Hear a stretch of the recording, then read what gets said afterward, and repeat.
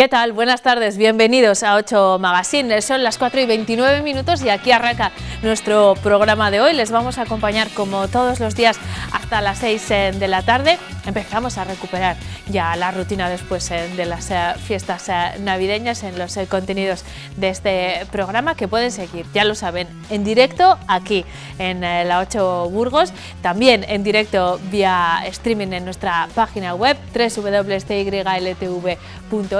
y cuando quieran en las distintas redifusiones que realizamos aquí en la 8 esta noche, por ejemplo, a partir de las 10 o en nuestros perfiles de redes sociales, en plataformas como YouTube, cuando quieran. Les decía que recuperamos la rutina post-navideña recibiendo a nuestros colaboradores habituales de los viernes. Empezaremos hablando de psicología, esta vez con un enfoque más social, con nuestro experto Fernando Pérez del Río y un invitado con quien vamos a hablar de los efectos de la pandemia a nivel social y sobre todo en los colectivos más vulnerables. Vendrá también hasta el plato de 8 Magazine nuestro experto en criminología, el decano de la Facultad de Criminología de la Universidad Isabel I, Víctor Rodríguez, que como cada semana nos ayudará a entender un poco mejor este mundo relacionado con el crimen, con la seguridad. Será dentro de un ratito.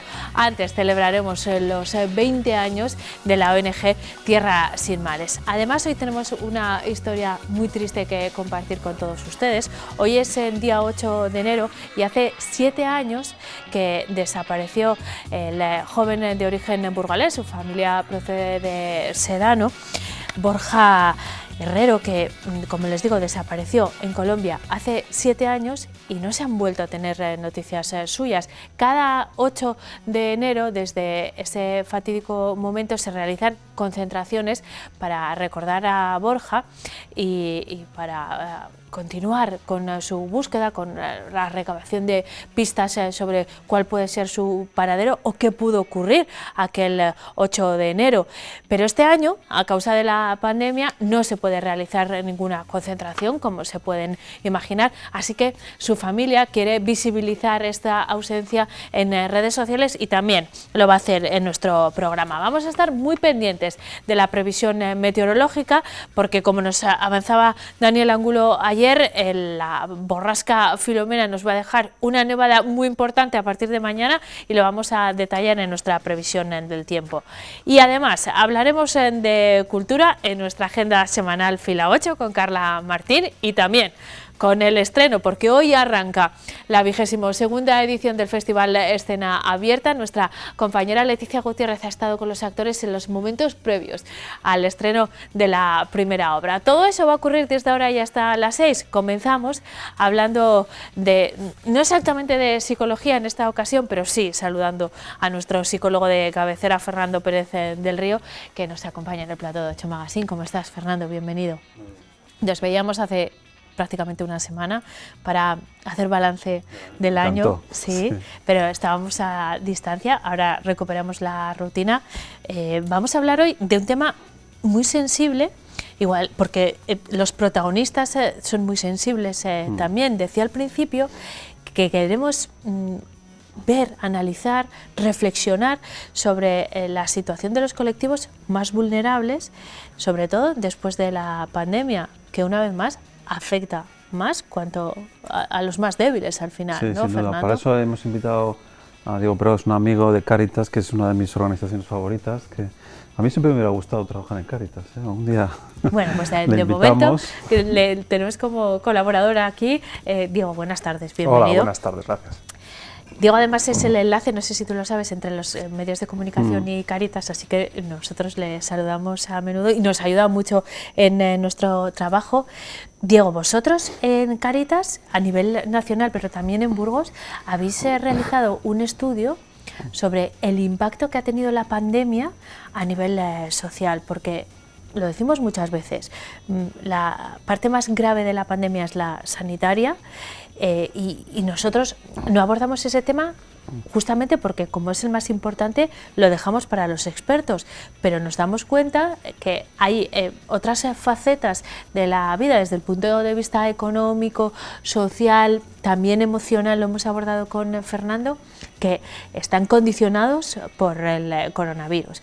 En este caso, en el estudio que ha hecho Cáritas, ¿cuál ha sido el enfoque? ¿En qué temas os habéis centrado? Bueno, pues ha habido varias áreas, digamos, en las que se ha notado mucha diferencia a la hora de sufrir pues lo que ha supuesto la pandemia para todos. Desde el punto de vista económico, hay que tener en cuenta que ya veníamos, y eso se señala en el estudio, que ya veníamos de una situación complicada por la crisis anterior, la que se inició en 2008, de la que, bueno, en principio pues había algunos indicadores que nos podrían pues hacer ver que en cierta medida se estaba recuperando, pero claro, esa recuperación también se había hecho a un coste social alto. Entonces en España, por ejemplo, pues tenemos un problema grave, por poner un caso o uno de los casos más claros, de precariedad laboral. Entonces, claro, cuando hay una situación como esta, que es en cierta medida imprevisible, ¿qué ocurre? Que a los primeros a los que afecta es a los que tienen una situación más precaria. O sea, el concepto de precario a veces nos puede recordar un poco a lo que es una construcción precaria. Si tú tienes una casa construida de forma precaria y hay una riada, por ejemplo, o hay una nevada, como parece que vamos a tener, pues evidentemente el primero que va a tener goteras es el que peor tenga la casa. Entonces veníamos de un tejido social pues muy precarizado, y entonces ellos han sido los primeros afectados. ¿En qué se ha notado esto? Pues los primeros a los que han despedido son precisamente los que ocupaban empleos, por ejemplo, todos los de cara al público, en la hostelería, en la distribución. Por ejemplo, en las primeras semanas nosotros tuvimos detectamos ahí un impacto muy grave en las personas que trabajan en el servicio doméstico. ¿Por qué? Porque aunque hubo un leve repunte porque hacían falta más cuidados, ¿qué pasó? Que muchas familias, de forma muy responsable, dijeron, bueno, pues habiendo este problema, tanto por la persona a la que está cuidando, igual si es una persona mayor, como por la propia persona que viene a cuidarla, pues es mejor que durante unas semanas deje de hacerlo. Que está muy bien, pero claro, deja a esa persona en una situación de desprotección absoluta. Además, bueno, pues sabemos que, aunque esto ahora se está mejorando, sabemos que la protección social que tienen, por ejemplo, las empleadas, porque son un 95% femeninas, las empleadas del hogar, es muy leve la protección social que tienen. Entonces, bueno, pues son las personas a las que primero ha afectado. ¿Qué ocurre? Que, por ejemplo, una persona que entra en un ERTE y ve reducida su salario pues en un 30, un 40%, claro, eso para alguien que gana 2.000 euros, pues es un fastidio. Para el que gana 1.000 o para el que gana 800, pues es un descuadre total. ¿Qué ocurre, por ejemplo, con los ahorros? Aparte de que históricamente en España la capacidad de ahorro que tenemos, por diversos motivos, es muy pequeña, las personas más vulnerables tienen una capacidad de ahorro nula. No porque no quieran ahorrar, más les gustaría ahorrar mucho y tener grandes planes de pensiones, pero con unos salarios bajos. ¿Qué pasa? Que la capacidad que tienes de hacer frente a imprevistos, que de eso Cáritas ha hablado mucho y la Fundación FOESA, que también está vinculada a Cáritas, la capacidad de hacer frente a imprevistos es uno de los indicadores de pobreza o de exclusión más claro. Pero perdóname, Fernando, Diego, a todas esas circunstancias que yo creo que somos capaces de ver a primera vista, si profundizamos un poco más, vemos que a la hora, por ejemplo, de pedir ayudas, nos encontramos con la brecha digital, que ya hemos abordado también desde el punto de vista de la educación, y seguro que habéis detectado también carencias en ese sentido. Hay personas que tienen problemas, que pierden su trabajo, que no tienen una cobertura social porque ya tenían una situación precaria y tienen que solicitar ayudas, y se encuentran con la barrera de la administración digital. Sí. Fernando, ¿no? A mí eso me llamó mucho la atención de ese dato, porque decía que casi la mitad no tenían habilidades para responder a la burocracia. Yo también añadiría que la burocracia es extremadamente compleja a veces. Yo hace un año, personalmente, me presenté a una licitación de la Diputación y casi tuve que contratar a un informático para que me ayudara. Extremadamente complicadísima. Yo me preguntaba, ¿y qué pasaría si yo estuviera en un pueblo? Porque es la Diputación, supongo que atiende a los pueblos y no a determinadas élites. ¿Qué pasa si estoy en un pueblo con poca gente y no puedo pedir ayuda a nadie? No hubiera podido presentar esa licitación. O no tienes conexión a Internet, que pasa en muchos puntos de la provincia. Entonces, quiero decir que Desde ese punto de vista y del educativo también, ¿no? Durante Claro. el confinamiento, esa es una brecha que entiendo también habéis tenido que... Sí. ¿Habéis detectado? Sí, desde el punto de vista educativo, por ejemplo, ha sido clarísimo y además desde el primer día, ahí sí que es cierto que las autoridades educativas, la Junta en este caso, reaccionó, pero bueno, reaccionó yo que diría que a las 3-4 semanas de que ocurriese, digamos que alguien se dio cuenta de que no todos los chavales tienen un ordenador en casa, no todos los chavales tienen conexión a internet. Nosotros, en nuestra experiencia más cercana, los chicos y chicas a los que atendemos, niños y adolescentes, una situación muy corriente, muy cotidiana, es que solo el padre o la madre, cuando están los dos presentes, tengan teléfono con conexión a internet en casa. Entonces, claro, hacer los deberes, vamos, los que nos estén viendo y sean padres y han tenido que lidiar con el tema de deberes, plataformas, PDF, sube, baja el archivo y demás, pues desde un ordenador ya es complicado, pues ahora que se imaginen hacerlo desde un móvil, cuando tienes más de un hijo y cuando además tú mismo puede que carezcas de esas herramientas. Es que es cierto que el tema de la administración digital está muy bien. ¿Para quién? Pues para el que tiene las habilidades. Yo presento la declaración de la renta por internet, pues muy bien, pues me es muy cómodo, pero porque yo sé presentarla, pero es que hay jubilados que no en tienen España internet. todavía hay 30.000 personas que presentan la declaración a mano. Bueno, Claro. y me Entonces, gustaría a mí ver esas habilidades sociales para hacerse con una firma digital, por ejemplo, en Bueno, licenciados esto es- superiores, a ver quién es capaz. Claro, pero eso- no quiero frivolizar con este tema porque es muy serio. Fernando, tú, cuando me planteaste este tema, más allá de estas dificultades que son importantísimas, pero que hemos ido detectando a lo largo de estos 10 meses prácticamente de pandemia, querías profundizar un poco más en la cuestión y detenernos en analizar el concepto de desigualdad, y porque todas estas cuestiones lo único que han hecho es acrecentar esa desigualdad que Sí. ya existía. Mira, la gente tiene que entender, o sea, que, por poner algún ejemplo así que se visualice bien, ¿no? Una persona de clase baja está en la universidad, suspende una vez, solo tiene una oportunidad, pierde la beca y no vuelve a estudiar. Una persona de clase media o clase alta puede equivocarse muchas veces, ¿no? Un montón de veces. Y esta diferencia es muy sencilla. Un pobre solo se puede equivocar una vez. ¿Me explico? Y al final, este es el concepto del ascensor social, Bueno, que ya has abordado en sí, alguna ocasión sí, sí. aquí, ¿no? Los últimos trabajos así internacionales es que hay muchísimo publicado. Pero bueno, resumiendo mucho, es que el ascensor se ha parado en España. En algunos países nórdicos funciona ascendente en algunos casos, es decir, ascendente que si es de clase baja y es muy muy inteligente, puede llegar a un puesto, a estudiar, etcétera, pero no funciona descendentemente. Es decir, si las clases ricas o adineradas utilizan toda su red de amistad, de apoyo, de colegios, de estudios, de amistades de determinado nivel para que sus hijos sigan en ese nivel. Es decir, no funciona de forma descendente, ¿no? Funciona en algunos casos de forma... En España lo que ha ocurrido es que se ha estancado. Es decir, tenemos que pensar algo que no había ocurrido íbamos a llegar a casi un siglo. Desde los años 50 los hijos viven peor que sus padres. Claro, ¿no? aquí Que esto es nuevo, esto es realmente Diego, nuevo. pero ¿qué influye más en la posición social y también económica de una persona? ¿Su origen familiar, su talento, su capacidad, sus habilidades? Sí, a ver, todos los estudios que hay al respecto sobre el desempeño académico dicen que la variable que más peso tiene es el nivel socioeconómico de los padres. Claro.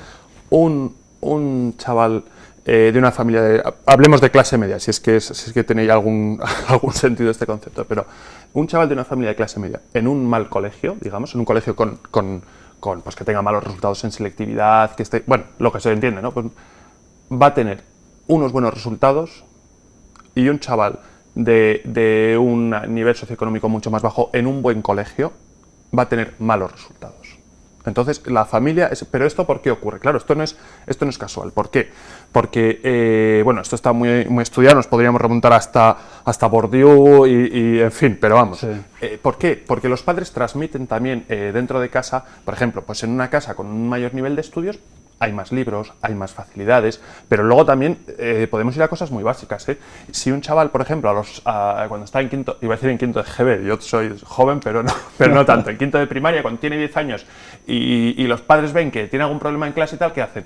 Le hacen toda la ruta, le llevan al oculista porque no vaya a ser que tenga un problema de tal, y pues le compran unas gafas que, por cierto, no cubren la seguridad social. Si ven que necesita un apoyo, cogen un profesor. Si no, acaban en la consulta de Fernando diciendo, claro, a mi hijo qué le pasa. claro. Y todo eso son recursos, que sí, que tenemos un sistema educativo, bueno, pues que funciona relativamente bien, pero que ante los casos un poco más complicados, claro, es que hay que pensar que en España tenemos una tasa de fracaso escolar del 25%. Es altísimo. Y eso no tiene parangón en ningún país, por lo menos, digamos, de nosotros, no de la Unión Europea 15, digamos, de los 15 países más avanzados de la Unión Europea, no hay ninguno que tenga una tasa de... Y este grueso, digamos, de chavales que abandonan los estudios, que no llegan a completar la secundaria, ¿de qué clase social son? Claro, entonces, o eso se aborda, y es que además hay que abordarlo de forma específica, y el discurso meritocrático, lo único que hace es ir en contra de los intereses de esos propios chicos. Claro, efectivamente, estoy totalmente de acuerdo. Hay algo a mí que me sienta muy mal, o sea, a mí me sienta fatal, o sea, yo creo que hay una idea y no cambia, o sea, sigue existiendo, de que son vagos, que se lo merecen. Yo trabajo con gente pobre, pues casi la mayor parte de mi carrera, y yo diría que están más trabajadores que claro, los, es que yo lo he visto, o sea, son más trabajadores. Es que aquí hay un concepto clave. Es muy, muy injusto, o sea, tremendamente injusto. Hay un concepto clave aquí, yo creo, hablando de la educación, que es el de los incentivos. Yo, por ejemplo, que puedo decir que bueno, puedo pertenecer a una clase trabajadora, pues un poco especializada, digamos. Cuando yo era chaval, ¿qué incentivos tenía yo para estudiar una carrera? Bueno, pues porque yo sabía que si yo estudiaba una carrera, pues podía acceder a un determinado trabajo. Además, en mi entorno, mis amigos, mis compañeros, pues más o menos, quien más, quien menos, estudiaba una carrera, estudiaba un grado formativo de un ciclo de grado superior, en fin, pues continuaba los estudios más allá de... Entonces yo también... los horizontes, digamos, que tienes, las aspiraciones vitales que tienes son distintas, es que son totalmente distintas. Claro. O sea, hay muchos niños para los que ir a la universidad es como si a mí me dicen que sea astronauta. No, pero claro, si la universidad está abierta a todos ya, pero si es que no es solo una cuestión de que tengas que sacar un 5 de nota de corte y de que puedas pagar los libros, es una cuestión de expectativas, de que tú mismo te veas estudiando una carrera. Pero, y además hay un momento, es que este tema es es un tema interesantísimo, pero nos queda poco tiempo y a mí me gustaría tener, hacemos una segunda parte cuando queráis, no hay ningún problema, porque yo creo que es que aquí la actualidad está tan presente, ¿no? Desde cualquier ámbito, pero me quiero quedar con un halo de esperanza, porque al final el sistema, como decías, Diego, hay un sistema público, un sistema educativo y sanitario público al que todos tenemos acceso. Me quiero resistir a que estés tan determinado por tu origen social, ¿no? Al final el sistema debería de alguna manera detectar esas posibles vulnerabilidades al margen del propio sistema educativo e intentar compensarlas, o no sé, ¿cuál es la, yo esperanza? Contestaría, yo creo que tanto para las izquierdas o por las derechas, o sea, aparte de, tienen que entender que, aunque no sea por solidaridad, fíjate lo que te digo, vamos a pensar en egoísmo puro y duro, aunque solo sea por egoísmo, el sistema no necesita cuidar a esta gente porque después es muy difícil recuperarla. Bueno, sobre todo... muy difícil, o sea, si has trabajado con gente muy baja, tú también, es muy complicado, o sea, se requieren muchos recursos. Hay que pensar que en el tema, por ejemplo, del abandono escolar, es que este chico, que a los 18 años ni siquiera tiene la secundaria, va a ser, vamos, y está mal claro, que lo diga así, pero es que va a ser durante toda su vida laboral, no una carga, porque nadie es una carga, a ver, porque ya partimos de una idea de dignidad de la persona, pero es que va a ser alguien que no va a encajar en la sociedad, porque no va a encontrar un trabajo digno, porque va a estar entrando y saliendo del paro, porque va a estar entrando y saliendo de las prestaciones públicas. Entonces, hombre, yo creo que merece la pena hacer una inversión, precisamente, pero además una inversión que vaya, porque no siempre es una cuestión únicamente de recursos, sino dónde los pones. Claro, si tú quitas las clases de refuerzo, si tú, en fin, si tú segregas entre los buenos estudiantes y los malos estudiantes, por ejemplo, el bilingüismo está muy bien, hasta que te das cuenta de que eso tiene un efecto segregador brutal entre los alumnos. Entonces igual hay que dar unos pasos para atrás. La alfabetización digital, las tablets, etcétera, pueden tener sus partes positivas, pero ¿se ha valorado, por ejemplo, el impacto que eso puede tener a nivel social y económico en las familias más desfavorecidas? ¿O vamos a hacer al final una competición en la que damos lo mejor para los que ya van bien y les ponemos a la última en tecnología, a la última en idiomas, y vamos dejando cada vez atrás a más gente? Y eso, bueno, pues es un modelo de sociedad, ¿no? Pues no es el que nosotros queremos. A la pandemia, este era uno de los debates a la hora de tomar la decisión de la vuelta presencial a las aulas, de alguna manera frenar esa desigualdad que se iba acrecentando a medida que pasaba más tiempo los niños en su casa, dependiendo de recursos que no eran iguales para todos. En las aulas, al menos, durante ese periodo, pues están en las mismas condiciones. Bueno, me parece súper interesante, así que Diego, vas a tener que volver para que profundicemos un poco más en este tema y lo llevemos también a otros ámbitos, porque esto tenía lecturas directamente económicas también en el ámbito sanitario, en muchos puntos que no nos ha dado tiempo a tocar. Pero bueno, de momento os organizáis, Diego, tú estás invitado cuando quieras, Fernando, tú vuelves el próximo viernes. Vamos a tratar el tema, bueno, de Donald Fernando Trump. no se atreve ni a decirlo.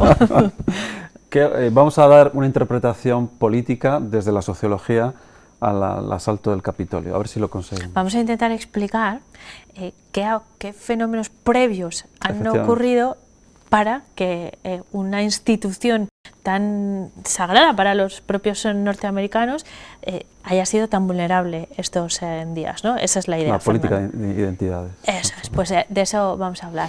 Diego, ha sido un placer compartir este rato contigo, Pues sí. Vuelve pronto y quedaros, porque creo que os va a interesar a los dos el tema del que vamos a hablar a continuación. La ONG, que tiene sede en Burgos y Soria, cumple 20 años de historia y con ese motivo repasamos su trabajo y además analizamos también cuál ha sido el impacto de la pandemia en sociedades, en situaciones bastante más complicadas que las que hemos hablado aquí, que mira que han sido duras, como por ejemplo en El Salvador. Lo conocemos en el siguiente reportaje. Adelante.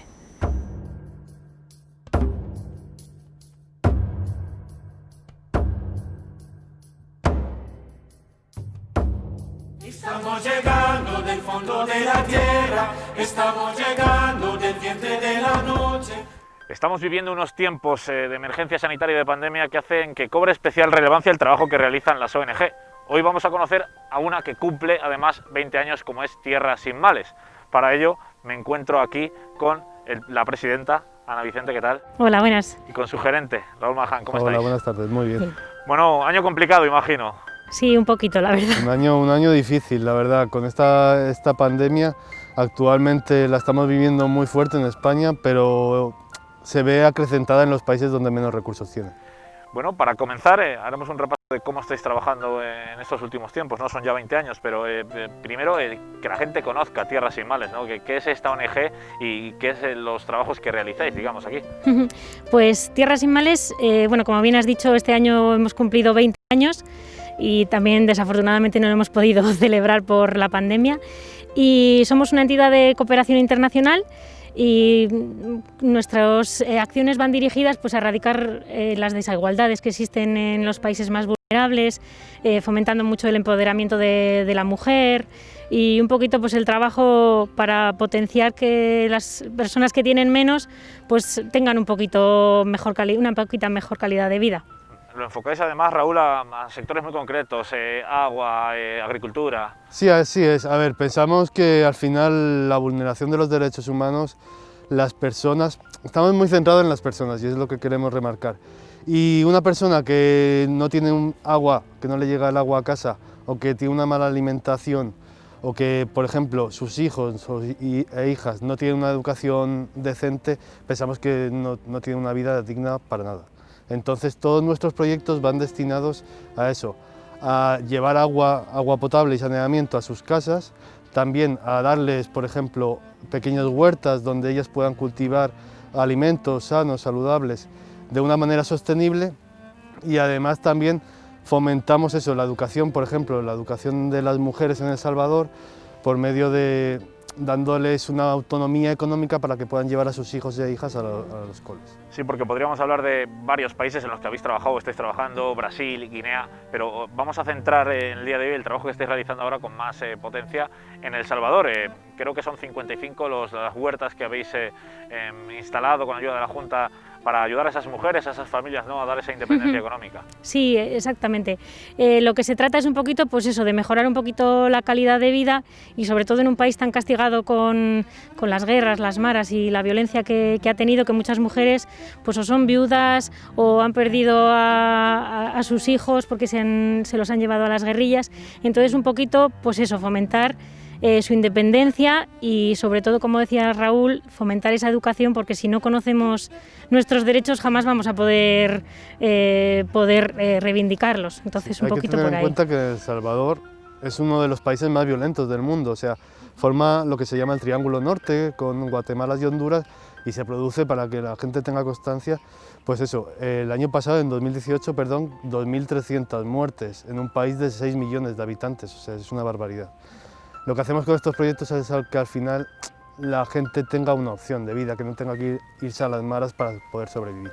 Iba a preguntar, porque al final tener huertos, tener ese ecosistema, evidentemente proporciona alimentos a las familias, Sí. pero en el caso de las mujeres en El Salvador les proporciona una independencia económica que es muy importante por la visión que tienen en ese país, ¿no?, de las mujeres, además. Sí, porque además es un país muy machista y entonces luchar también contra ese machismo pues tiene que partir también de la formación, y por eso todas nuestras acciones pues van dirigidas a eso, a la formación y el empoderamiento de Algunos de las datos mujeres. para que la gente tenga constancia, es muy fuerte, pero entre 2015 y 2017 se produjeron 17.000 violaciones en el país.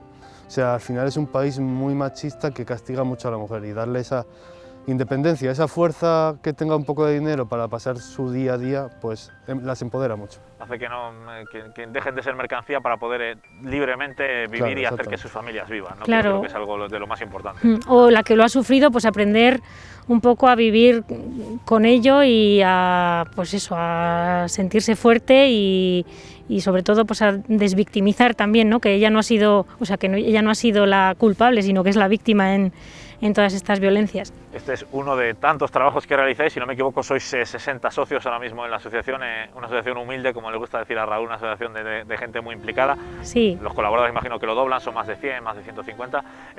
Este año, evidentemente, habéis tenido que dar un cambio de rumbo en el sentido de que tenéis que seguir ayudando en esos países con menos desarrollo, con un enemigo más, que está siendo el coronavirus, el COVID. No sé cómo os estáis adaptando a todos estos cambios.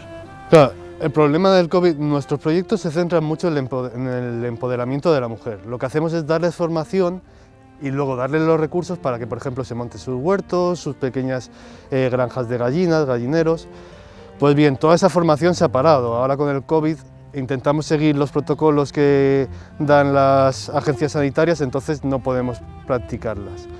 Además de darles toda la protección, tanto mascarillas como gel higiénicos y tal, también lo que hemos optado ahora es por crear una plataforma. Queremos adaptarnos a los nuevos tiempos y hemos creado una plataforma que se llama Semillas de Cambio. Es una plataforma de formación online. Nosotros nos gusta llamarlo que es una formación integral, que no solo va a dar esa formación de agricultura o de sostenibilidad, sino que las va a empoderar, les va a enseñar igualdad, les va a enseñar derechos. Entonces queremos que las mujeres tengan acceso a esa plataforma por medios digitales y que tengan la opción de formarse ahora mismo sin tener que ir a sitios donde haya aglomeraciones. Semillas de Cambio que os va a proporcionar esto ahora, pero que con el tiempo os proporcionará cualquier formación que necesitéis, ¿no? Ya no va a ser algo de agricultura, de empoderamiento, de coronavirus, sino que Sí. es algo que os puede en el tiempo ayudar muchísimo, ¿no? Sí, era un poco la idea de crear esta plataforma con múltiples temáticas y que pues sirva un poco para todo el mundo, en función de lo que vamos buscando en nuestro día a día de formación, tanto para las personas que estamos en España como las que están en otros países. Y además ahora con la pandemia pues hemos visto que todo lo online es lo que al final está saliendo adelante. Desde luego es el medio más rápido, Sí. ¿verdad? Más eficiente para poder llegar a todo el mundo. Sí. Raúl, Ana, pues muchísimas gracias por mostrarnos una pequeñísima parte de todo Sí. el trabajo que realicéis y que la sociedad evidentemente está muy agradecida por ello. Y por último quería pediros que para que la gente quiera colaborar, para que la gente pueda ayudaros, que me digáis cómo, ¿no? Que la gente pueda en su casa saber cómo puede colaborar con Tierras Sin Males. Bueno, pues Tierras Sin Males estamos en varias provincias de Castilla y León, en Soria, en Burgos, en Valladolid, entonces cualquier persona interesada puede acercarse a las sedes o tanto a participar. Nos gusta mucho el voluntariado, o sea que al final no hace falta una aportación económica, que también es necesaria, pero que si quieren aprovechar su tiempo libre pues para dedicar un poquito a los demás, pueden acercarse a nuestras sedes o a través de la página web pues contactar con las diferentes sedes que somos. tierrasinmales.org. Ahí encontrarán toda la información sobre los proyectos, sobre lo que estamos haciendo, y encontrarán la nueva página web, estas Semillas de Cambio, que también verán un poco así cómo son nuestras formaciones y cómo las mujeres se empoderan en estos países. Seguro que hay gente además que puede colaborar mucho, que hay mucha gente que domina mucho ese medio online, que también seguro que lo agradecéis. Lo dicho, Raúl, Ana, muchísimas gracias. A vosotros. Vale. Y oye, que si son 20, que es muy complicado que sean otros 20, que sigues ayudando mucho a la sociedad y a estos países tan necesitados. Esa es la idea. Muchas gracias. Muchas gracias.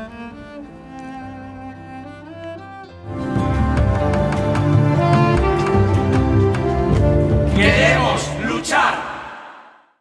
Pues felicidades a esta ONG Tierras Sin Males, que cumple 20 años, pero felicidades sobre todo por la labor que realizan. Tienen sede, como les digo, en Burgos y Soria, y llevan ya 20 años de trayectoria. En 8 Magazine retomamos una de nuestras secciones de los viernes, después del paréntesis navideño. Abrimos nuestro tiempo dedicado a la criminología, que coordina, ya lo saben, Víctor Rodríguez, que es el decano de la Facultad de Criminología en la Universidad Isabel I. Víctor, bienvenido, buenas tardes. Muy buenas estás? tardes. Muy bien.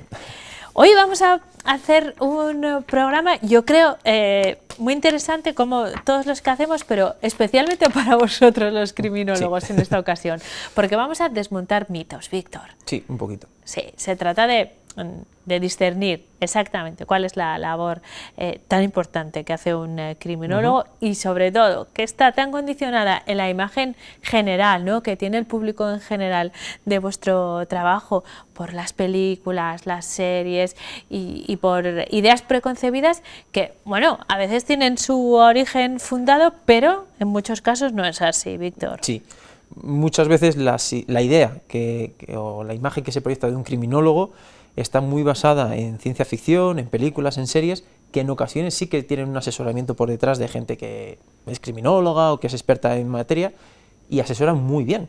Lo que pasa es que, bueno, al fin y al cabo, las series, la ciencia ficción, tienen que adaptar ciertos procesos para que resulte pues, mucho más atractivo a la hora de ponerlo en pantalla. Entonces, hay muchos procesos, como vamos a ver, sobre todo acortarlos, que ¿no, se acortan, Víctor? exactamente. Que todo se hace en un momento y en la realidad todo eso lleva un proceso mucho más largo que no podríamos contar en una peli, porque bueno, igual nos aburriríamos un poco, ¿no? Esa es la cuestión. Sí, sí, sí. Vale. ¿Por dónde empezamos? ¿Qué mito vamos a desmontar en primer lugar?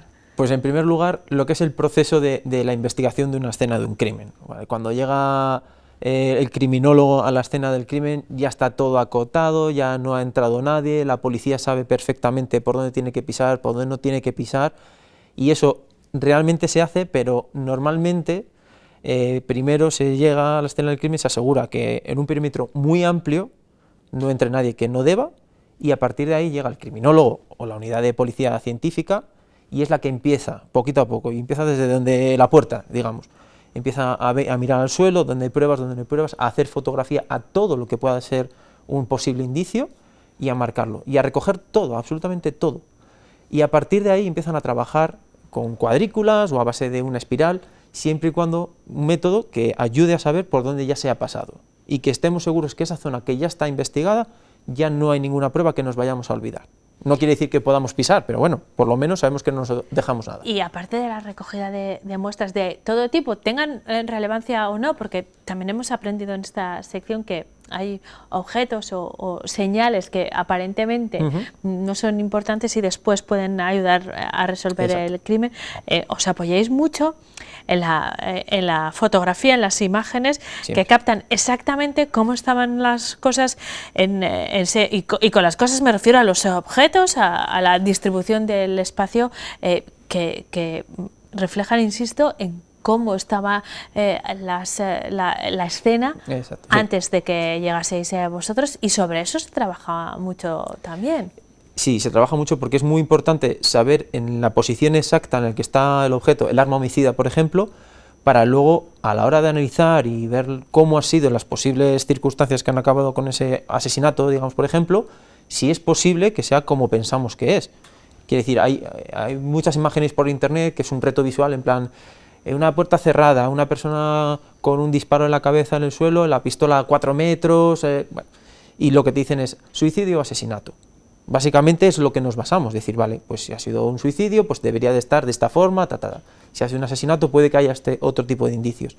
Entonces, ¿cómo llegamos a eso? Porque en el momento en el que estamos en la escena y lo vemos, podemos hacernos una idea, pero nos marchamos a la oficina o a los días tenemos que volver a hacer el informe y no me acuerdo exactamente de todos los detalles. Y la imagen, todas las fotografías, incluso vídeo, muchas veces que se toman, nos van a ayudar a recordar, a analizar, a hacer zoom y decir, pues mira, yo pensé que estaba a 28 centímetros, pero está a 42, porque realmente es muy importante también estas distancias. Y eso, el reportaje fotográfico es vital. Víctor, hemos aprendido también en los primeros programas que hay una metodología, esto no es en absoluto aleatorio, hay una metodología y sobre todo sois muy rigurosos en el orden, en la clasificación, en el etiquetado de cada uno de los procesos que realizáis, porque no podemos olvidar que pueden convertirse en pruebas incriminatorias o probatorias y que la resolución del crimen puede pasar por el tratamiento de esas pruebas que están perfectamente trazadas. Sois muy meticulosos en ese aspecto. Sí, es muy importante que cada indicio, sea del tipo que sea, se guarde correctamente. Quiero decir, no todos los indicios se pueden guardar en una bolsa de plástico, como sale en ciencia ficción. Hay indicios que para que no se acaben estropeando hay que guardarlos en bolsa de plástico y otros en bolsas de papel, que sean bolsas opacas o que sean bolsas transparentes. Además tienen que ir fechadas con día y hora y firmadas por la persona que la ha recogido. Y luego tiene que haber una trazabilidad de todas esas pruebas. Quién la recoge, quién la recibe, quién la estudia en el laboratorio, quién la transporta luego a un posible juicio, porque así aseguramos de que la prueba ha sido constantemente vigilada y que no hay posibilidad de que alguien pues, la haya alterado de una forma que no deseamos, al fin y al cabo.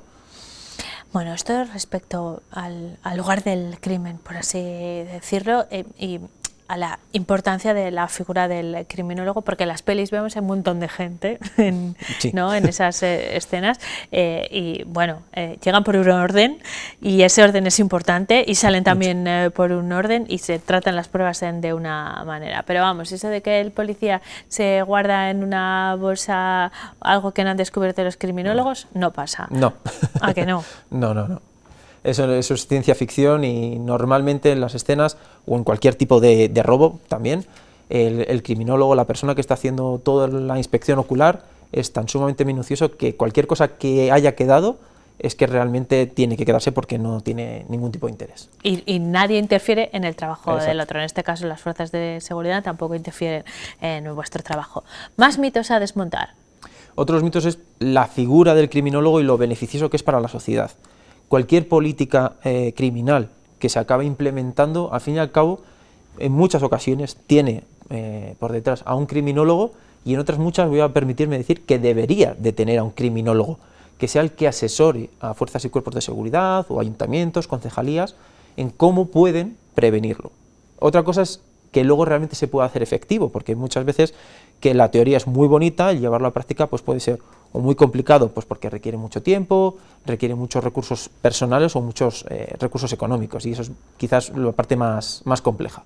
¿Eso es frecuente que haya carencias de ese tipo, que haya estudios previos por parte de un profesional de la criminología que pueda prevenir de algunas situaciones de las que ya hemos hablado, sí, por otro lado, pero ¿es habitual que se acuda a profesionales? Por suerte cada vez es más habitual que se acuda a profesionales. En ocasiones estos profesionales están dentro de los equipos de unos ayuntamientos o concejalías, como digo, y otras veces es personal externo al que se les pide que hagan un informe de asesoramiento para hacer un nuevo parque en una zona en la cual pues hay que poner una iluminación, hay que poner unas zonas con bancos, etc. Entonces se les pide este pequeño asesoramiento que luego, en conjunción con parques y jardines, por ejemplo, son los que acaban diseñando finalmente las instalaciones y cómo van a estar organizadas.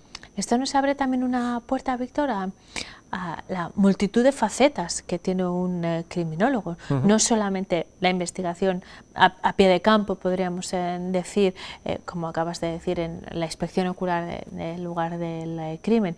Es que tenéis muchas más facetas, en muchos casos previas a que se produzca el delito, precisamente intentando prevenirlos, ¿no?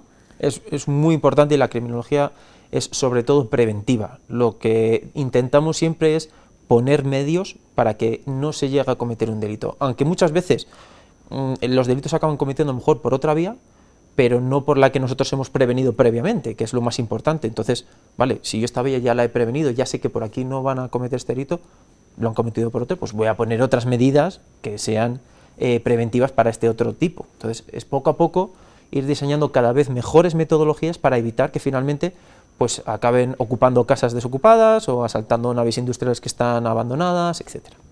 En este sentido, y volviendo también a esa imagen de policías y criminólogos en la escena del crimen, es verdad que son la del criminólogo es una figura que no es que trabaje estrechamente, sino que es una colaboración permanente, ¿no?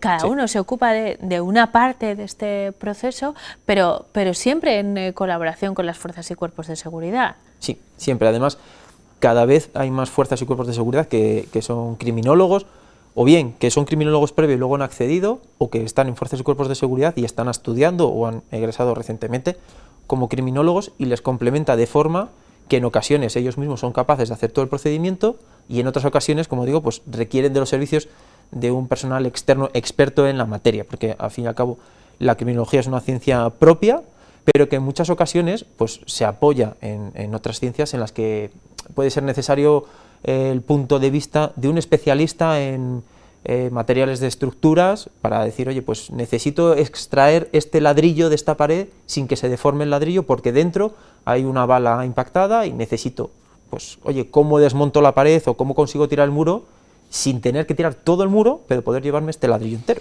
Víctor, estaba pensando que hemos arrancado esta sección hablando de que a veces nos creamos ideas falsas respecto a la labor de un criminólogo a causa de las series, de las películas, pero no hemos hablado de la novela negra. ¿Suele ser más riguroso o no?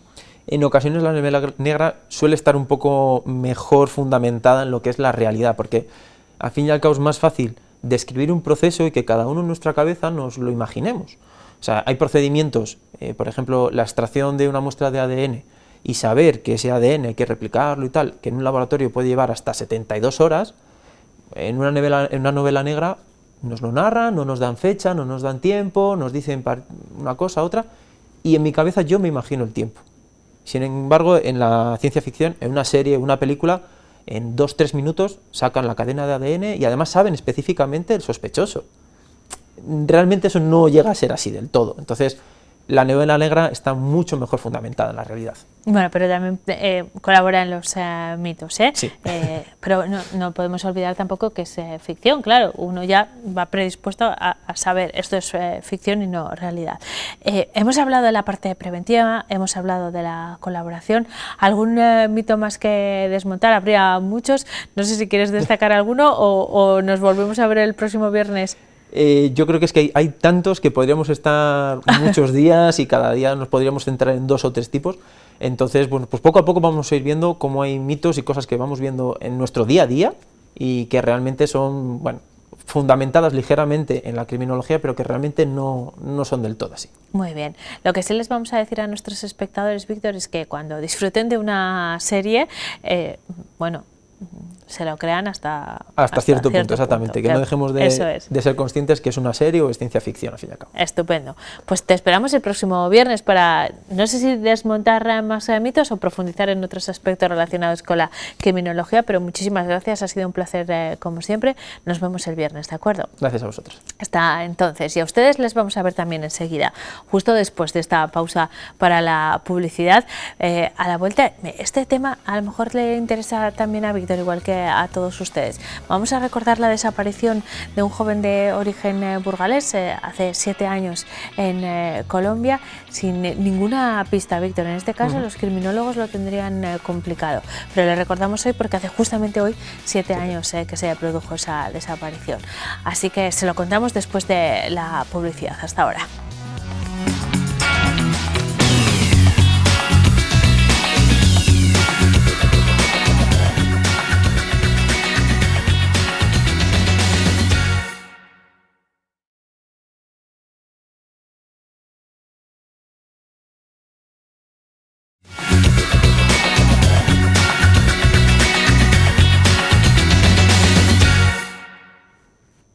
Son las 5:19, seguimos en directo en 8 Magazine. Nos vamos a ocupar ahora de una historia muy triste y de la que además tenemos muy pocos datos.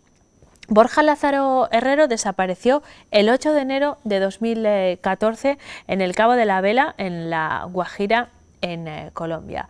La última vez que se le vio estaba en el hostal donde estaba alojado. Este joven que vivía en Vitoria pero tiene orígenes en la localidad burgalesa de Sedano, había viajado hasta Colombia, aunque era ingeniero de profesión, su gran afición era la fotografía y estaba retratando una zona muy desfavorecida de Colombia, y durante ese viaje se produjo su desaparición. Desde ese momento, desde ese 8 de enero de 2014, nadie de su entorno ha vuelto a tener noticias suyas, y en esa fecha, desde luego en su casa le recuerdan cada día, pero cada aniversario realizan una concentración para mantener viva su memoria y para que siga la investigación sobre lo que le ha podido ocurrir a Borja. Este año, de nuevo, la pandemia nos impide realizar la concentración que cada año, como les digo, convoca su familia, y tampoco ningún otro evento. Si se trasladan a las redes sociales esas concentraciones, esas llamadas de atención sobre el caso de Borja, y este es el motivo porque saludamos esta tarde en 8 Magazine a Ana María Herrero, que es la madre de Borja. Buenas tardes, Ana María, ¿cómo estás? Hola, buenas tardes. Bueno, pues aquí superando. Tenemos problemas, Ana María, perdona que no te escucho, pero vamos a intentar resolverlo.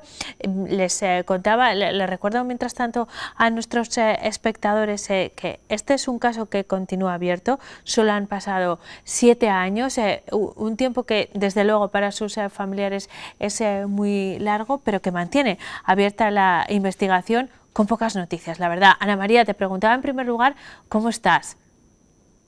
Pues superando un día que hace 7 años que desapareció Borja, 7 largos años. Pero no podemos dejar de hablar de Borja, porque en el momento que de un desaparecido se deja de hablar, es cuando verdaderamente es un desaparecido. Hay que seguir manteniendo vivo el recuerdo, hay que seguir manteniendo la historia.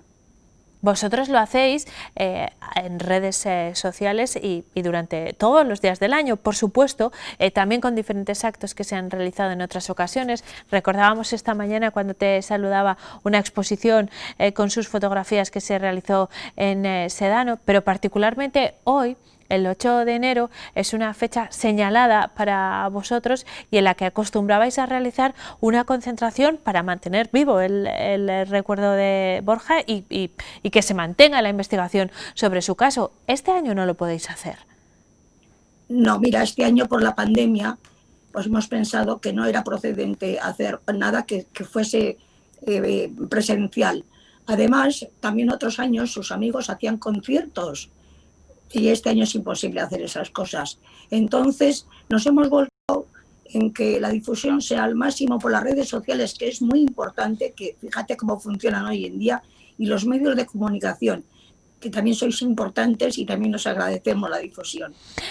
Ana María, no se pueden hacer esas concentraciones, pero sí se pueden hacer en redes sociales, y además esto tiene una ventaja, porque normalmente vosotros hacíais las concentraciones en Vitoria, que es donde residís, aunque tú eres de Sedano y Borja y ha pasado muchos veranos allí también, pero la posibilidad de hacerlo en redes sociales también internacionaliza, globaliza esta búsqueda. Eso puede ayudar a que conozcamos algunos detalles alrededor de la desaparición de Borja. Por supuesto, además lo que queremos es que llegue a Colombia. Y ya sabes que las redes sociales es una cadena. Un conocido conoce a otro conocido y lo difunde. La pena es que los desaparecidos para la gente en general es poco conocido. Hasta que no tienes uno cerca, no te sensibilizas con ello. Entonces, también es importante que la gente conozca esta problemática que tenemos, que llegue. Y claro, por supuesto, nosotros queremos que llegue lo máximo difusión a Colombia. Esta historia la hemos abordado en diferentes ocasiones aquí en la 8 Burgos, pero a lo mejor hay alguno de nuestros espectadores que no conocen la historia de tu hijo Borja. Se la vamos a recordar. Ana María Borja viajó a Colombia. La última vez que se le vio fue la madrugada del 7 de enero de 2014 en el lugar donde se alojaba, donde, por cierto, él desapareció, pero ahí estaban sus pertenencias, su equipo fotográfico que era de un considerable valor. Es una zona fronteriza con Venezuela. Sitúanos, ¿cuál es ese lugar donde, por cierto, está marcado también por las redes de narcotráfico? No sé si tiene algo que ver o no con su desaparición, pero ese es el contexto, ¿no? Sí, es una zona complicada. Es el norte de Colombia, es una zona semidesértica. Viven allí una etnia, los guayús, que comparten territorio Venezuela y Colombia. Entonces, allí también se da mucho el contrabando de gasolina entre Venezuela y Colombia. Por supuesto, drogas, allí también estaban las FARC, las paramilitares. O sea, es una zona muy, muy complicada. ¿Vosotros no tenéis ninguna noticia de lo que ha ocurrido, lo que le ha podido ocurrir a Borja ese 8 de enero de 2014? ¿No tenéis ningún dato, Ana María?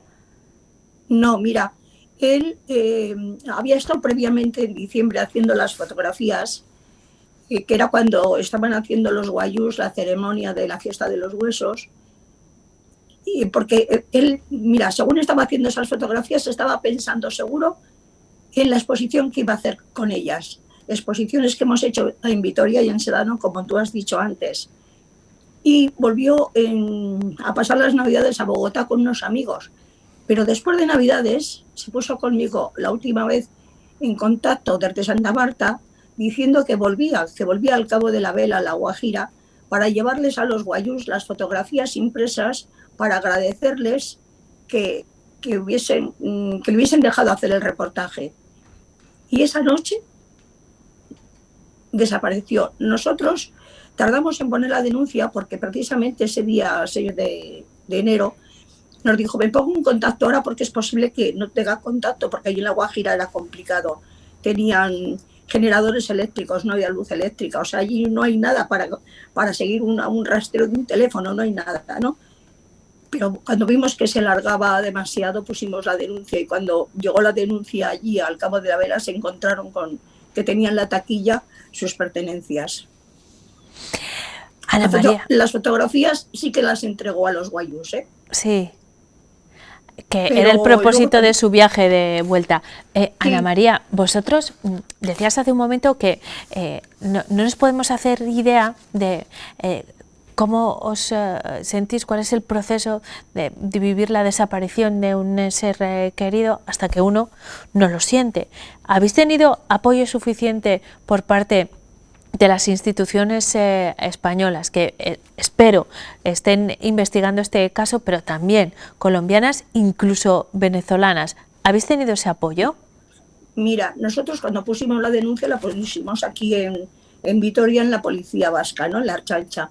Entonces, desde el primer momento hemos tenido a nuestro lado un policía que es el que habla con Colombia, con la policía colombiana, y nos transmite lo que le dicen. Y que tenemos que creer que le dicen todo lo que hacen, pero lógicamente el tiempo va pasando y cada vez las conversaciones son más distanciadas. Ese policía está con nosotros los 7 años, o sea, por ejemplo, ese apoyo lo hemos tenido siempre. Luego, a lo largo de estos 7 años sí que hemos ido alcanzando otros apoyos, como por ejemplo el alcalde de Vitoria, el diputado general. Hace poco también tuve una entrevista con el consejero de Seguridad, que acaba de acceder al cargo hace poco en el País Vasco. También ahora mantengo conversaciones, correos con el cónsul general de España en Bogotá. No es que sean muy, muy fluidas, pero por lo menos cuando yo le escribo sí me contesta. La pena que me dice, pues eso, que no me puede contestar mucho más porque sigue sin indicios. No hay ninguna pista concreta, pero vosotros, con lo que habéis recabado hasta el momento, Ana María, ¿tenéis alguna teoría de qué ha podido pasar? supongo que le has dado 1000 vueltas a lo largo de estos 7 años, claro. Mira, nos dijeron de todo. En un primer momento nos dijeron que podía haber sido un secuestro, que fuésemos cautos, que guardásemos silencio hasta ver, pero nadie reivindicó nada, nadie exigió un rescate, que se podía haber ahogado en el mar, nadaba divinamente, es submarinista. El mar devuelve los cuerpos y no apareció nada, que se hubiese perdido en aquella zona semidesértica, se hubiese desorientado. Estuvieron un tiempo buscando allí, repartiendo carteles entre las rancherías, poco tiempo, pero no buscaron y nada. Preguntaron a la gente, al entorno de allí, que estaban alrededor de la posada donde estaba en el Cabo de la Vela, pero aquella gente, todos dicen lo mismo, que nadie sabe nada, que nadie vio nada. Yo me parece imposible que nadie diga eso, que nos dijesen como si lo hubiese tragado la tierra. A nadie se le traga la tierra solo. Alguien de aquel entorno tuvo que saber y tuvo que haber visto algo. Que no lo digan es otra cosa. O también pienso, y sí que lo transmito siempre, que a lo mejor alguien que vio o que oyó algo en aquel momento que no consideró importante, igual ahora pasa el tiempo y puede ser que sí lo sepa. La gente allí tiene miedo de hablar.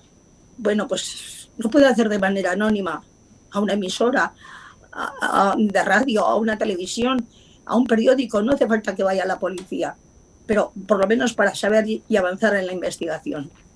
En cualquier caso, vosotros estáis difundiendo un cartel con los medios para ponerse en contacto con vosotros o con la organización de desaparecidos con la que trabajáis. Si cualquiera que tenga información sobre esta cuestión, lo estamos moviendo, como decías, por redes sociales, va a encontrar ahí los canales con los que ponerse en contacto con vosotros. Y desde el punto de vista de una madre, Ana María, ¿cómo han sido estos 7 años en los que solo tienes preguntas, no encuentras ninguna respuesta, pero tampoco tienes a tu hijo contigo? Pues mira, 7 años de eso, de ir buscando apoyos, continuamente pidiendo ayuda, muchas veces sin respuesta.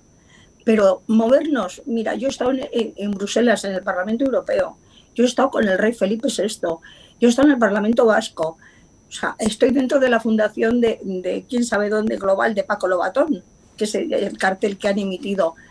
Ahora he logrado contactar también con una asociación en Colombia que difunden la foto de Borja en Colombia, que es muy importante porque allí es donde se tiene que ver. Mira, y si me permites, te iba a enseñar una foto. Sí, claro. Que esta es del último día, justo la víspera de desaparecer. Y esta foto está hecha allí, en el Cabo de la Vela. Igual alguien al verla le recuerde. Además, se supone que es la ropa que tenía puesta, que es la camiseta de la selección colombiana. Esta foto está hecha justo la víspera de desaparecer. ¿Y alguien Pues ha hecho esa foto? O sea, ¿Y alguien ha hecho esa foto, Ana María? Sí, porque allí cuando estuvo había un alemán y un italiano. Y ese italiano, pues nos pusimos en contacto con ellos al principio también, sí. Bueno, y nosotros, ellos son los que nos dieron. Lo que podemos hacer es convertirnos en altavoz de esta historia, primero para que no se olvide, especialmente este año en el que no podéis realizar las concentraciones que hacéis todos los 8 de enero, poner nuestro granito de arena en la difusión de esa imagen para recabar algo de información que pueda ayudarnos a resolver este caso pues de la mejor manera posible. Han pasado ya 7 años muy duros para vosotros. Espero que si nos saludamos el próximo 8 de enero, que yo me comprometo a que así sea con alguna noticia y lo más positiva posible. Ana María, quiero darte las gracias por tu amabilidad, por tu atención con nosotros y felicitarte por tu lucha, porque sé que es incansable y queremos mostrarte también nuestro apoyo. Sí. A ver, yo también quería dar las gracias a toda la gente que nos apoya, que nos ayudéis a difundirlo, y como sé que lo pueden ver en Sedano, que es mi pueblo, sí. Y Borja y Sergio, mi otro hijo, han ido allí desde pequeños, y Borja no es olvidado en ningún momento en Sedano, siempre se le recuerda en todas las fiestas. Ponen de fondo la imagen de Borja recordándole. Falta uno en las fiestas de Sedano. Entonces, eso también se lo tengo que agradecer el apoyo de tanta gente y de Sedano en concreto, que siempre han sido, nos han apoyado mucho y siempre se recuerdan a Borja. Ana María, muchísimas gracias, un abrazo y hasta pronto. Ojalá el año que viene las noticias sean diferentes. Ojalá. Muchas gracias a vosotros. Un saludo. Muchas gracias. Hasta entonces. Nosotros continuamos en 8 Magazine, nos vamos a ocupar ahora de la previsión meteorológica. Ayer Daniel Angulo nos detallaba lo que va a ocurrir en las próximas horas. Parece que la nieve se ha retrasado un poco y precisamente será en la jornada de mañana sábado cuando se generalice en la provincia y en la capital. Lo resumimos en el siguiente vídeo. Clínicas Berlín les ofrece el tiempo.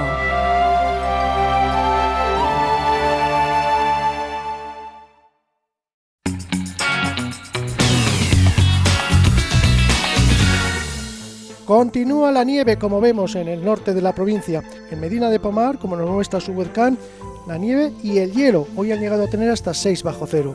Heladas fuertes en el sur y en el este de la provincia, sobre todo en zonas de la sierra. En Río Cavado, como vemos en esta imagen, han llegado a tener hoy 14 bajo cero. Y en la imagen del satélite Meteosat se observan muy bien los efectos de la borrasca Filomena, situada en el sur de España. Toda la mitad sur cubierta por las nieves, con nevadas especialmente en Castilla-La Mancha y Madrid, mientras que en el norte de momento hoy se veían los cielos despejados, aunque con aumento de nubes altas. Para mañana, ojo, Filomena estará situada en el sureste y desde allí influirá en toda España. Empezará nevando mañana en el centro y en el sur de nuestra provincia, pero por la tarde ya las nevadas se desplazarán al resto de España, incluso nevará en el norte, a solo 300 metros. El domingo se retira Filomena, como vemos, hacia el Mediterráneo. Seguirá entrando aún viento frío del nordeste y las nevadas, eso sí, remitirán. Solo caerán ya en las zonas montañosas. Mañana sábado 9 de enero en nuestra provincia, jornada complicada con nevadas.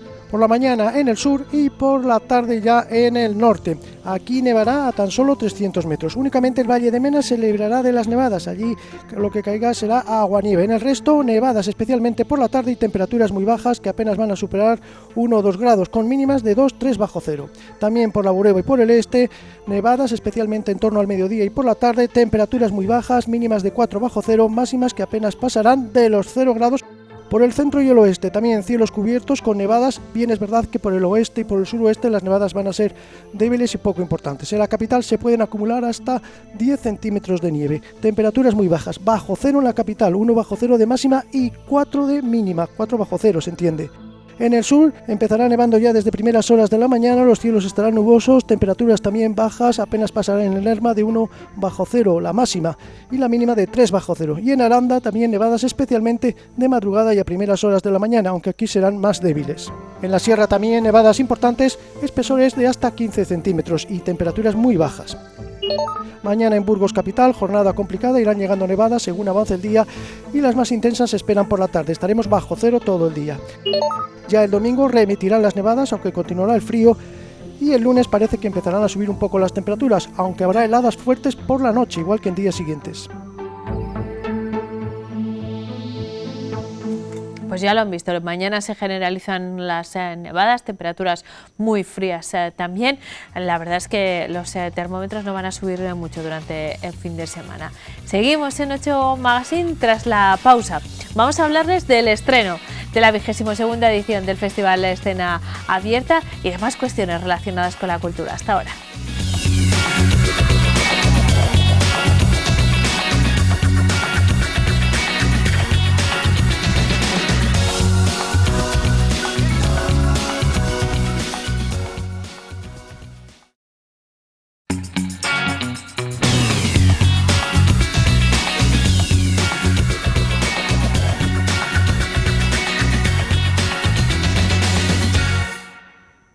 Son las 5:42 minutos. Abrimos bloque cultural en 8 Magazine, como nos gusta hacer los viernes, porque a pesar de las restricciones tenemos un poco de vida cultural que disfrutar y queremos compartirla con todos ustedes. Para que ustedes organicen su tiempo y el fin de semana, resumimos en nuestra fila 8 las actividades más destacadas de las que pueden disfrutar en la capital y la provincia los próximos días, que como siempre ha recopilado para todos ustedes Carla Martín. Adelante.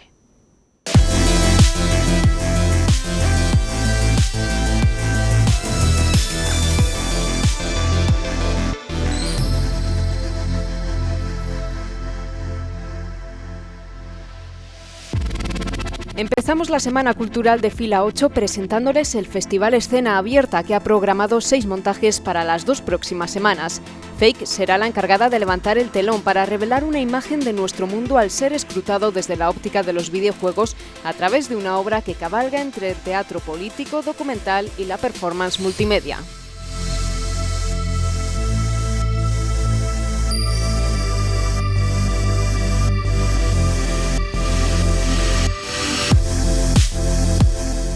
Juana Dolores presenta Demasiado diva para un movimiento asambleario, un solo performativo que exhibe el dolor del individuo frente a la comunidad como un deseo de ser sexualizado social y culturalmente. Es el primer evento cultural que acoge el Fórum Evolución desde el inicio de la pandemia.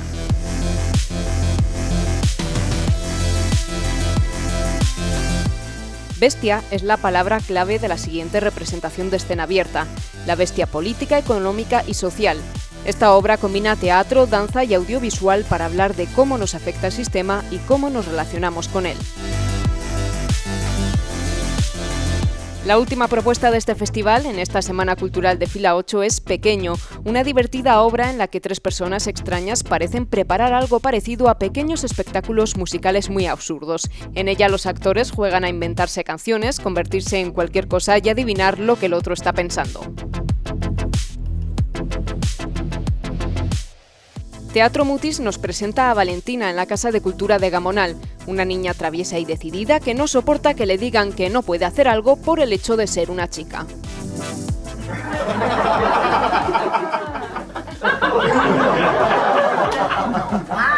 Vida, de Javier Aranda, es una pieza sin texto para títeres y actor que aborda el paso del tiempo a través de personajes que nacen, crecen, se reproducen y mueren ante los ojos del espectador. Ha recibido, entre otros, el Premio FETEN 2018.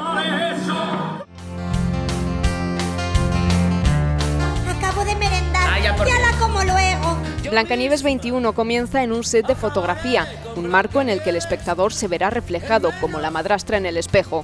En esta obra conoceremos a 3 personajes que suben su segundo a segundo a las redes sociales, a una miope Blancanieves, a la madrastra que busca seguidores en Instagram y al príncipe del reggaetón. En el monasterio de San Juan conoceremos a un pequeño cisne que no juega con sus amigos porque se siente torpe y diferente. Todo cambia cuando quienes están a su lado le apoyan, escuchan y ayudan a ver las cosas de otra manera. En ese momento, el patito patoso volverá a sentirse feliz consigo mismo.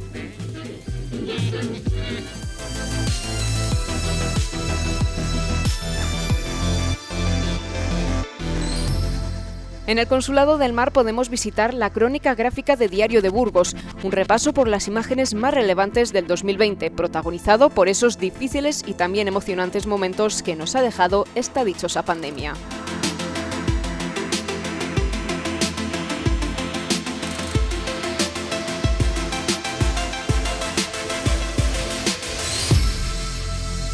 Esta exposición, en cierto modo, pasa a formar parte de la memoria colectiva de la ciudad, pasa a formar parte de aquello que algún día alguien estudiará o acudirá a estas fuentes para saber cómo fueron las cosas, y quizás este año eso tenga más sentido que nunca.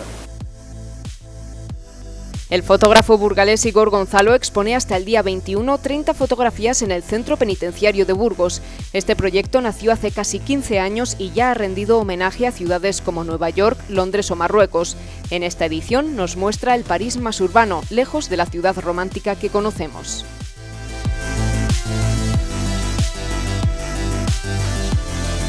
Terminamos este repaso por la programación cultural de la capital burgalesa en el Museo de la Evolución Humana. Allí encontramos Materiales, una historia sobre la evolución humana y los avances tecnológicos formada por un centenar de piezas que reflejan la relación existente entre el hombre y las materias primas.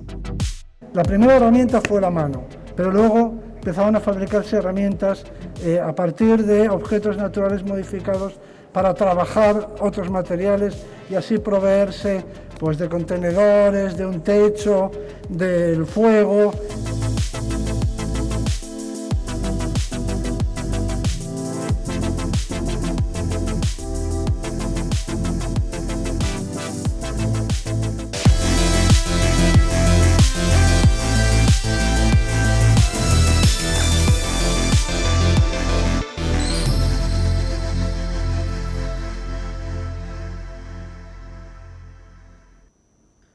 Estas son algunas de las propuestas de las que pueden disfrutar en los próximos días y que ya han visto, tienen como protagonista, como no, el Festival Escena Abierta, que está a punto de arrancar su 22ª edición. Lo hará esta misma tarde en un festival que se desarrollará hasta el próximo día 17 y al que llegan las propuestas de vanguardia en la escena teatral. Hoy un estreno de la compañía castellano-leonesa que nos trae una propuesta de la que nos puede dar algunos avances. Mi compañera Leticia Gutiérrez ha estado con sus protagonistas que nos dan un pequeño avance, eso sí, de lo que ocurrirá sobre el escenario. Adelante, Leticia. A las 8 de la tarde, Rayuela Producciones Teatrales, una compañía vallisoletana que conocemos muy bien en Burgos, levanta el telón de una nueva edición de Escena Abierta, un festival que está a la vanguardia creativa, pero también busca la diversidad y nos propone 14 representaciones hasta el 17 de enero. Estamos con Jorge y Jacinto, ellos son miembros de Rayuela Producciones. Bueno, Jorge, ¿nervios antes de salir al escenario o más bien ganas? Más ganas. Nervios no, está todo preparado. La verdad es que es un espectáculo que hemos podido ensayar, trabajar bien, que creemos que es interesante para el público de aquí de casa, de mi casa, de Burgos. Y no, pues más que nada ya con ganitas, ¿no? De poder subirse, de poder mostrarlo y de celebrarlo juntos. Hoy veremos Fake, también tendremos la oportunidad de hacerlo mañana en el Teatro Principal, pero antes de conocer el argumento de esta representación, hablamos con Jacinto de quiénes sois los integrantes de Rayuela Producciones Teatrales, muy conocidos porque lleváis ya como 25 años, ¿no?, en la escena. Bueno, llevamos ya 32 años, fíjate, desde 1988, y bueno, digamos el núcleo de la compañía de Rayuela es Carlos Nuevo, que aquí en este espectáculo es un poco el creativo de toda la parte multimedia y el espacio escénico. Nina Reglero, que es la directora del espectáculo, y bueno, en este caso yo, Jacinto Gómez, que soy el gerente de la compañía y el productor. ¿Cómo están siendo estos tiempos para la cultura? Difíciles, ya lo sabemos, pero bueno, ¿qué tal Rayuela Producciones Teatrales? ¿Se puede decir que dentro de lo que cabe las cosas van con cierta normalidad? Hombre, con cierta normalidad no se puede decir, porque yo creo que en el mundo de la cultura nadie va con cierta normalidad en este momento, porque estamos, igual que vosotros, en todos los medios que tenemos que ver con la comunicación, con la cultura, con los audiovisuales, pues estamos sufriendo, como toda la sociedad, un problema pandémico muy grave. Estamos intentando salvar este navío, ahora estamos en este viaje de Fake, estamos también en otro viaje con otra propuesta, que es una coproducción con el Teatro Calderón, que verá la luz a finales de enero, y ahora mismo preparándonos para esta escena abierta, que es maravilloso, que no es la primera vez que estamos en este festival, y que bueno, pues esperemos que sigamos contando con la valentía de estas instituciones que apuestan por la cultura, que la cultura es segura y que siguen haciendo cosas tan maravillosas y tan fantásticas para que el público pueda seguir asistiendo con todos los protocolos de seguridad a ver pues un espectáculo, y en este caso unos cuantos, porque Escena Abierta viene cargada con, yo creo que una programación maravillosa y fantástica. Gracias a esa apuesta de Escena Abierta, que se celebrará hasta el 17 de enero, y vamos a poder ver espectáculos realmente transgresores como Fake. ¿Qué es Fake? ¿En qué consiste? Fake es una especie de manifiesto político, de manifiesto vital, en el que partimos de una reflexión, ¿no? Partimos de la simulación, de la hipótesis de Bostrom. ¿Qué pasa si somos seres simulados, ¿no? Si no es el mundo real, si estamos viviendo una realidad paralela, ficcionada por seres del futuro? Bueno, con esta ficción, con este enlace desde los videojuegos hacia la realidad, no realidad, nos adentramos dentro de las fake news, nos adentramos dentro de una reflexión sobre qué acontece a la sociedad actual en cuanto a nuestra conciencia de lo que estamos haciendo, de quiénes somos, de qué hacemos, de qué es lo que está ocurriendo y de cómo nos manipulan o no nos manipulan, ¿no? Tiene que ver un poco con eso. ¿A qué personajes vamos a ver representados en Fake? Bueno, Fake empieza con 3 personas encima del escenario, 3 personas que van a hablar abiertamente al público y que van a interactuar con 2 grandes pantallas donde ocurre de todo y donde se refleja el mundo, ¿no? Hay momentos en que, por ejemplo, gracias a la realidad aumentada, pues yo voy a adoptar la cara de Trump, por ejemplo, pero no es lo más importante quiénes salen, sino qué reflexión hacemos sobre ellos, ¿no? Entonces, bueno, vamos a pasar por muy diferentes escenarios, gracias a los medios técnicos y audiovisuales que esta compañía controla también, gracias a la parte de realidad aumentada, que por mi parte ya también trabajo por otros lados, con mi propia compañía. Pues con todos estos medios técnicos vamos a poder hacer una propuesta al espectador que nunca ha visto, ¿no? Algo innovador y algo potente, fuerte, que nos permite comunicar de una manera nueva, de una manera adecuada al siglo en que vivimos. El espectador, Jacinto, va a poder disfrutar de una propuesta visualmente muy potente. Bueno, digamos que, como bien decía Jorge, este es un espectáculo que está entre el teatro documental, el teatro político y la performance multimedia. Entonces van a poder, los que siguen un poco la trayectoria de esta compañía y la trayectoria también de Jorge Darrocha con su compañía Araguaque, pues desde luego van a ver que hay una coherencia en todo ese lenguaje tecnológico que se está utilizando dentro de lo que son las artes escénicas y dentro de lo que es contar una historia a través no solamente de las figuras de los actores y de la actriz que está dentro del escenario, sino de todo ese mundo tecnológico que les rodea. Entonces van a encontrar visualmente un espectáculo muy potente, casi digamos, si el teatro ya es 3D, no sé si existiría el 5D, pero desde luego estamos en ese plano virtual y digital que, bueno, pues nos estamos, yo creo que arriesgando en el sentido y que el público de escena abierta, que es un público que le gustan los riesgos, va a entender. Es una representación especialmente dirigida para el público joven. Quien ya haya tenido la suerte de ver Fake, porque no se estrena hoy en escena abierta, ¿con qué reflexiones se quedan de esta obra, por llamarlo de alguna manera, aunque no es una obra de teatro al uso? Pues mira, es interesante la pregunta que nos haces.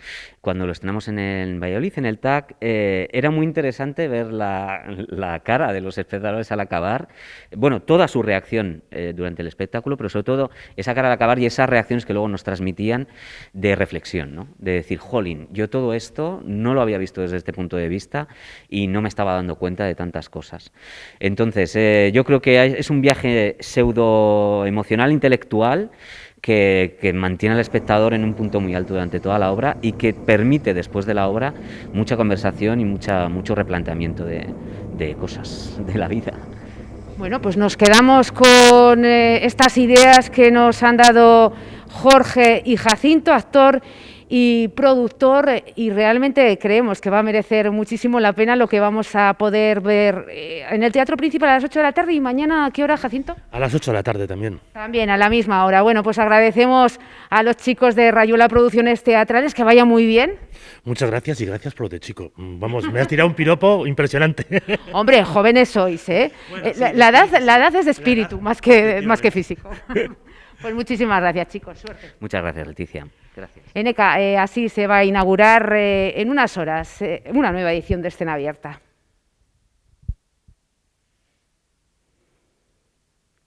Soy un alfa cazador detrás de mi pantalla. Camino lo que nunca voy a pisar. La simulación de un mundo que desaparece y que solo está al alcance para bípedos alfa triunfadores. Me tiro al suelo. Soy un macho. Disparo testosterona digital y casi puedo oler la pólvora. Acecho a mi presa. Hago una foto. Blanco. ¡Pum! Uno menos. Es una especie protegida. Me da igual. Solo es un juego. ¡Pum! Otro menos. ¡Pum! Otro menos. Orgulloso, impune, alfa como uno de ellos. No pasa nada. No pasa nada. Todo bien. Y solo por 40 pavos. No pasa nada. Todo bien. Porque jugando consigues superar un poco tu miedo a vivir. Digitalízate, dale brillo a tus argumentos Photoshop, sintetiza y vete al grano, monetiza. Ponle un filtro chulo a tus días. Con ustedes, el Homo Ludens. Ahora tú eres el protagonista. Tu cara es show, tu nombre es show, tu plato de comida, tus perros, show. Show tu trote, tu novia, tu coche, tus ideas, tu cuenta corriente, show. Show tus viajes, tu sexo, show, show, show. Tu ropa, tu crash, tus dientes, tu voto, tu gente, tus fobias, tu madre y su brazo roto. Tu isla, tu playa, tu ombligo, tu show, show, show. Show tu hijo, tu codicia, tu llanto, show, show tu fiesta, show tu copa, show tu amigo, tu domingo, tu viernes, tu casa, show, show, show, tu tristeza.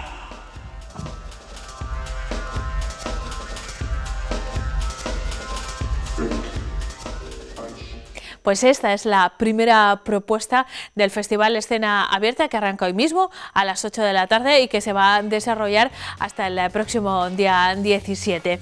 Con ellos nos despedimos, solo hasta la semana que viene. Esperamos que disfruten del fin de semana a pesar del temporal. Volvemos a encontrarnos aquí en 8 Magazine en directo a las 4:30 el próximo martes. Hasta entonces.